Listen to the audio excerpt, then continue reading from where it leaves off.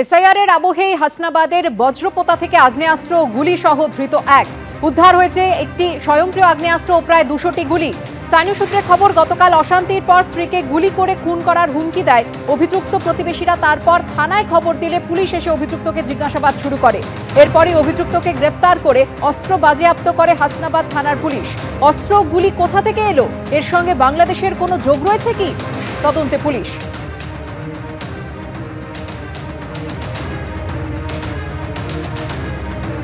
Supreme কোর্টেও স্বস্তি অনিকেত মাহাতোর। কলকাতা হাইকোর্টের রায় বহাল রাখল সর্বোচ্চ আদালত। 2 সপ্তাহের মধ্যে আরজি করে পোস্টিং দিতে হবে অনিকেত মাহাতোকে। আর কি জানালো সুপ্রিম কোর্ট, জানবো। কথা বলবো আমাদের প্রতিনিধি বিজেন্দ্র সিং এর সঙ্গে। বিজেন্দ্র,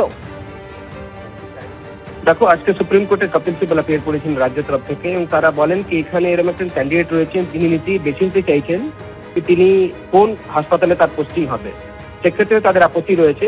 তবে কলকাতা হাইকোর্ট যে রায় দিয়েছে সেটাকে আজকে বহাল রেখেছে সুপ্রিম কোর্ট। অনিকেত মাহাতোকে ট্রান্সফার করা হয়েছিল রায়গঞ্জ কলেজে। প্রথমে সিঙ্গেল বেঞ্চ কলকাতা হাইকোর্টে তার পক্ষে রায় দেয়, পরে ডিভিশন বেঞ্চে যখন রাজ্য যায় ডিভিশন বেঞ্চও তার পক্ষে রায় দেয়।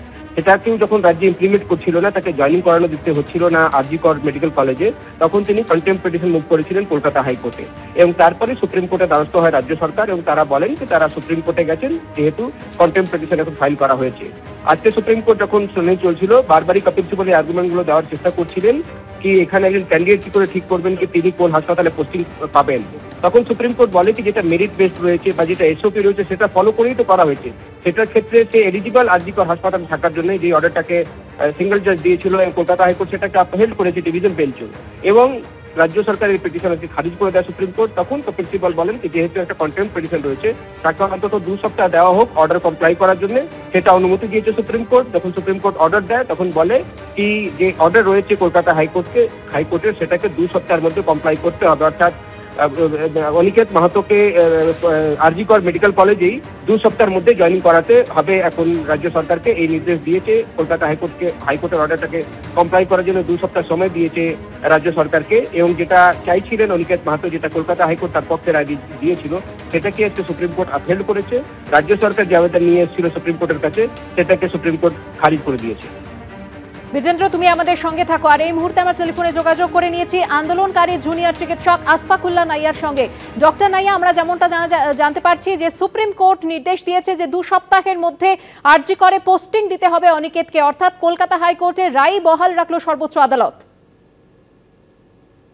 দেখুন, এটা আমরা প্রথম থেকেই বলে এসেছিলাম যে ধরনের চক্রান্ত আমাদের বিরুদ্ধে করা হচ্ছে, বিশেষত অনিকেতদার বিরুদ্ধে এবং দেবাশিসদার এবং আমার বিরুদ্ধে, যে রাজ্যে এই ধরনের একটা অন্যায় নারী নির্যাতন এবং একটা দৃষ্টান্তমূলক একটা ঘটনা ঘটার পরেও কোনো শাস্তি কেউ পেল না, বরং উল্টে যারা এই অন্যায়ের প্রতিবাদ করলো তাদেরকে বিভিন্নভাবে হেনস্থা করে পশ্চিমবঙ্গের সবথেকে দূরান্ত জায়গাগুলো থেকে, কলকাতা থেকে ডিস্টেন্স জায়গাগুলোতে পোস্টিং দিয়ে এই যে অন্যায়ভাবে একটা নজির তৈরি করতে চেয়েছিল রাজ্য সরকার, যে আমরা চাইলে যা খুশি করতে পারি, মানে আমরা যদি মনে করি কারোর পোস্টিং নিয়ে এখানে সেখানে যেতে পারি, কারোর কোনো মেধার কোনো ভিত্তি থাকবে না, কাউন্সিলিংয়ের কোনো ভিত্তি থাকবে না, সিস্টেমের কোনো ভিত্তি থাকবে না, মানে আমরা সিস্টেমের উপরে, এই অন্যায় যেটা একটা প্রতিষ্ঠা করতে চেয়েছিল সেটা মহামান্য হাইকোর্ট এবং মহামান্য সুপ্রিম কোর্ট থেকে একটা ধাক্কা দিয়ে রাজ্য সরকারের এই যে অহংকার, এই যে উদ্ধত্ত, সেটাতে আমার মনে হয় একটা কোথাও থামার একটা সিগন্যাল দিল, আদেশ দিল এবং একটা দিশা দেখালো। এরপর আমি বলবো রাজ্য সরকারের উচিত যে এরকম ধরনের অন্যায় ভবিষ্যতে যাতে না হয় সেদিকে নজর রাখা। কারণ শুধুমাত্র 3 জন ব্যক্তি নয়, ভবিষ্যতে হাজার হাজার লাখ লাখ ডাক্তার হবে যারা মেধার ভিত্তিতে বিভিন্ন জায়গায় কাউন্সেলিং করবে এবং বিভিন্ন জায়গায় মানুষের পরিষেবায় যুক্ত থাকবে।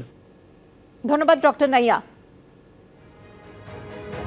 সিঙ্গেল বেঞ্চের রায় চ্যালেঞ্জ করে ডিভিশন বেঞ্চে যায় রাজ্য সরকার। সিঙ্গেল বেঞ্চের রায় বহাল রাখে ডিভিশন বেঞ্চ, সুপ্রিম কোর্টে যায় রাজ্য। তারপর আর এবার রাজ্যের আর্জি খারিজ করে ডিভিশন বেঞ্চের রায় বহাল রাখলো সুপ্রিম কোর্ট।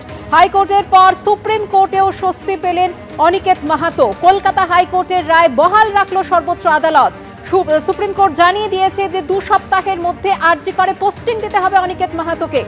এ নিয়ে কথা বলে নেব আমাদের প্রতিনিধি সৌভিক মজুমদারের সঙ্গে। সৌভিক, দেখো, এ নিয়ে অনিকেত মাহাতোর মামলায় রাজ্য সরকার আদালতের কাছে মোট 3বার ধাক্কা খেলো। প্রথমত মাননীয় বিচারপতি বিশ্বজিৎ বসু তিনি যে রায় দিয়েছিলেন সেখানে তিনি বলেছিলেন যে অনিকেত মাহাতোকে আর.জি. কর মেডিকেল কলেজেই পোস্টিং দিতে হবে।